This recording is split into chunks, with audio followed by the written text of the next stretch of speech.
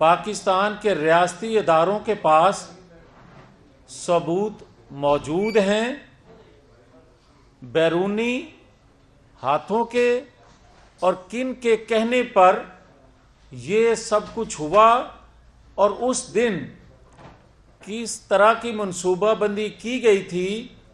کہ اگر عمران خان کو گرفتار کیا جائے گا، جو 1 سال کے اندر تربیت ٹریننگ دی جا رہی تھی، منصوبہ بندی بنائی جا رہی تھی، وہ یہ تھی کہ جس دن اس کو گرفتار کیا جائے گا ان تنصیبات کو ٹارگٹ کیا جائے گا۔ اور کیا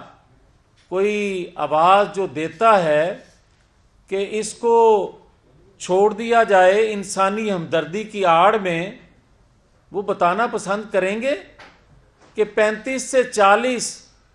9 مئی کو جو خواتین، بااثر خواتین اور ان کے کنیکشن کا بھی ریاستی اداروں کو علم ہے کہ وہ زمان پارک کس طرح گئی اور ان کے شرٹر میں باقی لوگوں نے کس طرح پھر حملہ کیا۔ مگر بدقسمتی یہ ہے کہ اگر ممنوعہ فنڈنگ کیس پایا تکمیل کو پہنچ جاتا تو شاید 9-10 مئی کا واقعہ پیش نہ آتا، یا اس سے پہلے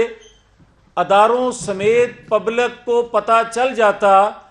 کہ یہ اسرائیل انڈیا کی جو فنڈنگ ہے وہ کہاں استعمال ہوگی۔ اور آج جو 60 سینیٹر خطوط لکھتے ہیں، کبھی پاکستان کو نیوکلیر پاور بنانے کے لیے یہ خطوط لکھے گئے، اور کیا کبھی ہائی جیکر بنانے پر اور سزا دینے پر اس کے حق میں کبھی خطوط آئے؟ اور کیا کبھی سی پیک کا تحفہ دینے والے قائد کے لیے آیا کوئی خط؟ مگر جن خطوط کو لکھنے والے جو ہیں ان کا تعلق اسرائیل سے میجورٹی کا کیا ہے اور جمائمہ سے رشتہ کیا ہے؟ یہ چیزیں ساری قوم کے سامنے آ رہی ہیں، اور جو آج یہ بات کرتے ہیں کہ جناب خواتین کے ساتھ بدسلوکی، میں کہتا ہوں کہ دنیا کی کسی کونے میں کسی عورت کے ساتھ بدسلوکی بہت بڑا جرم ہے، مگر اگر کوئی عورت دہشت گردی میں شامل ہوگی تو عورت ہونے کے ناطے آپ اس کو چھوڑ سکتے ہیں؟ کوئی عورت جرم کرے گی تو کیا اس کو اس جرم کی سزا نہیں دینی چاہیے؟ اور کیا آج کوئی بتانا پسند کرے گا جن ممالک سے یا دنیا کے جس کونے سے خواتین کے شرٹر، خواتین کو چھوڑنے کے لیے، خواتین کے حقوق کے حوالے سے جو باتیں کر کے ان کو چھڑوانے کی کوشش کی جا رہی ہے، وہ بتائے گا کوئی کہ جب پھانسی گھاٹ میں، پھانسی کی چکی میں جب کسی کی بہن بیٹی کو رکھا جاتا تھا اور کیمرے لگائے جاتے تھے،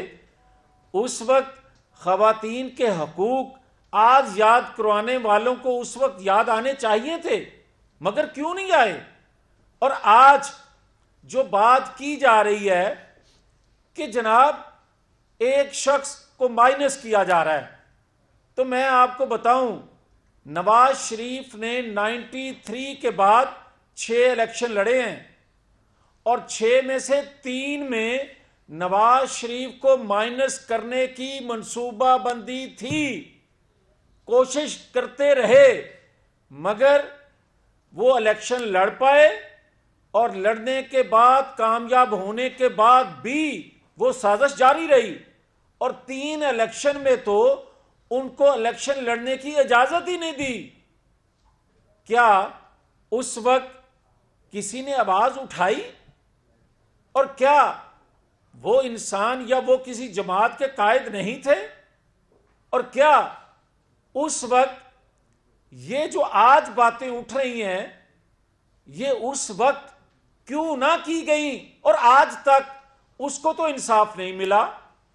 اور جب سارے کردار بے نقاب ہو چکے ہیں، آج تو جناب سابق چیف جسٹس کے بیٹے کو بھی یہ سہولت حاصل ہے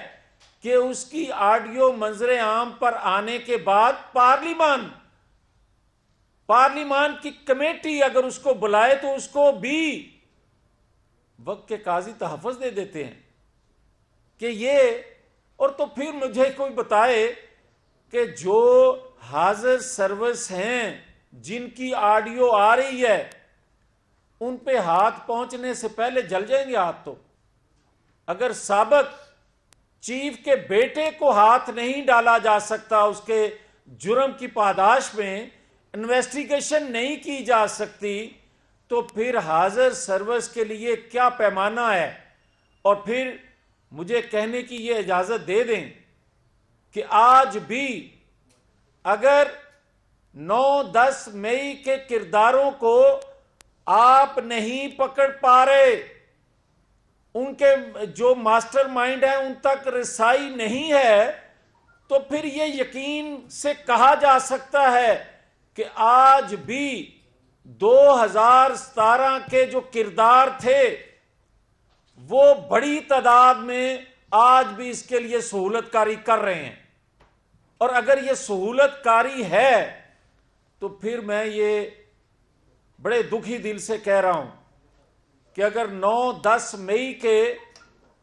ماسٹر مائنڈ جو ہیں، جو ڈیزائنر ہیں، ان کو نہ پکڑ کر کیفر کردار تک پہنچایا گیا، تو خدا نہ خواستہ 9-10 مئی سے بڑا سانحہ پاکستان کے اندر ہو سکتا ہے. اگر اس سے بچنا ہے تو پھر 9-10 مئی کے کرداروں کو کیفر کردار تک پہنچانا پڑے گا.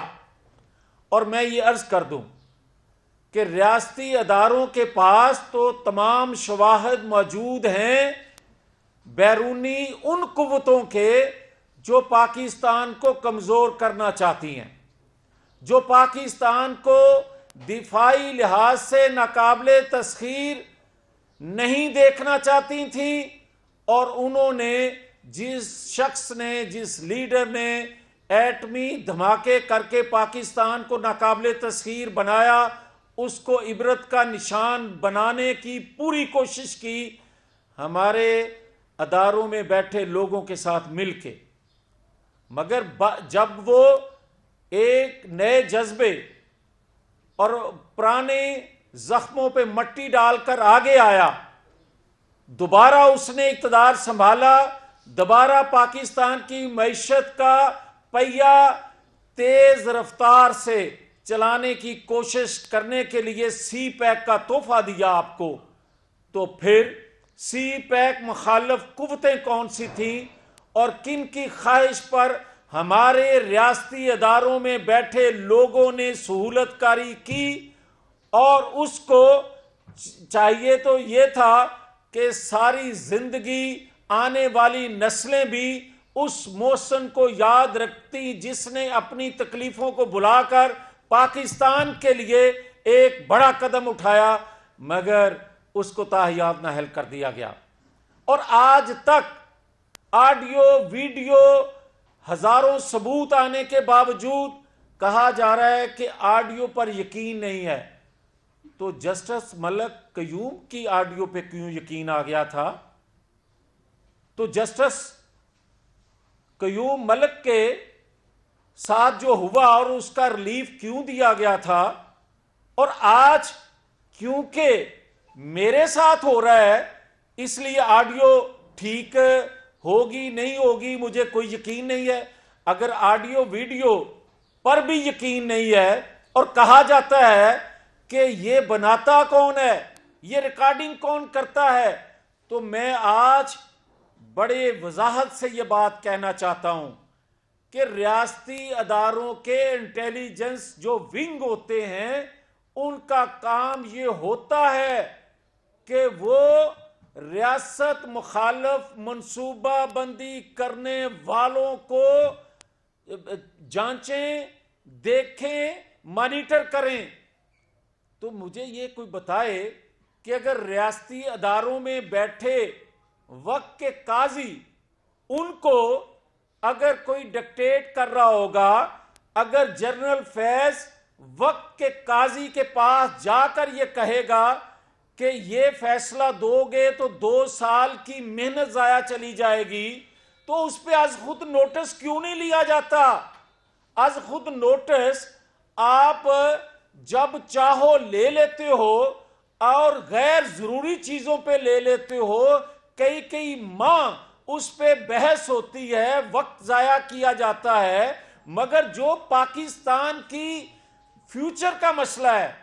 جو پاکستان کی بقا کا مسئلہ ہے، جو پاکستان کی سلامتی کا مسئلہ ہے، جو پاکستان کے اندر عدل کا مسئلہ ہے، جو پاکستان کی معیشت کا مسئلہ ہے، جو آنے والی نسلوں کے اعتماد کا مسئلہ ہے، آپ اس کو 8 سال ہونے کو ہیں، اس پہ از خود نوٹس لینے کا آپ کے پاس وقت نہیں ہے؟